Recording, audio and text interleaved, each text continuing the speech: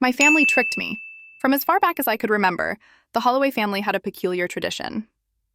Every year, on the first full moon of October, we would gather in the basement of our ancestral home for what my parents called the ceremony of gratitude.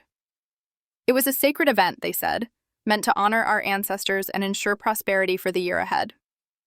As a child, I never questioned it. It was normal to me, just like how other families had Thanksgiving or Christmas. The ritual always followed the same pattern.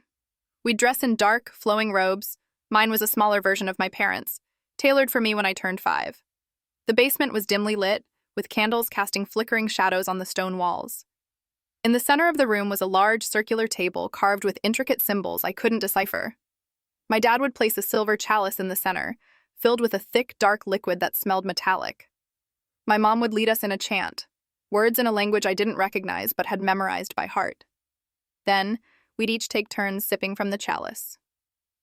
"It's a blessing," my mom would say, smiling warmly as she handed me the chalice. "Drink deeply, sweetheart.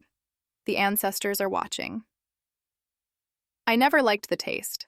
It was bitter and tangy, with a faint coppery undertone, but I drank it anyway. I wanted to make my family proud.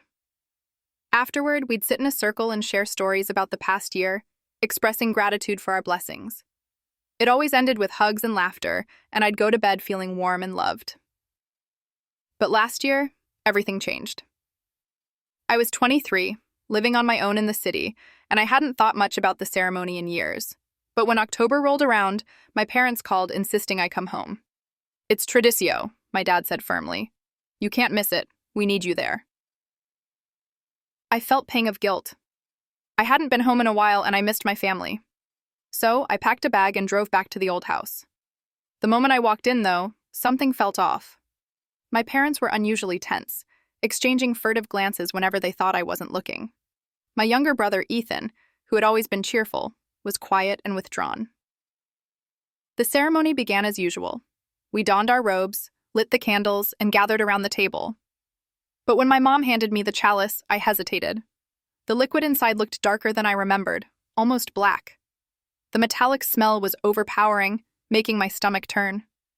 "Go on," my dad urged, his voice tight. "Drink." I lifted the chalice to my lips, but before I could take a sip, Ethan suddenly slammed his hand on the table. "Stop!" he shouted, his voice trembling. "You can't keep lying to her!" The room fell silent. My parents froze, their faces pale. I set the chalice down, my heart racing. "What's going on?" I demanded. Ethan looked at me, his eyes pleading. "It's not a blessing, Riley.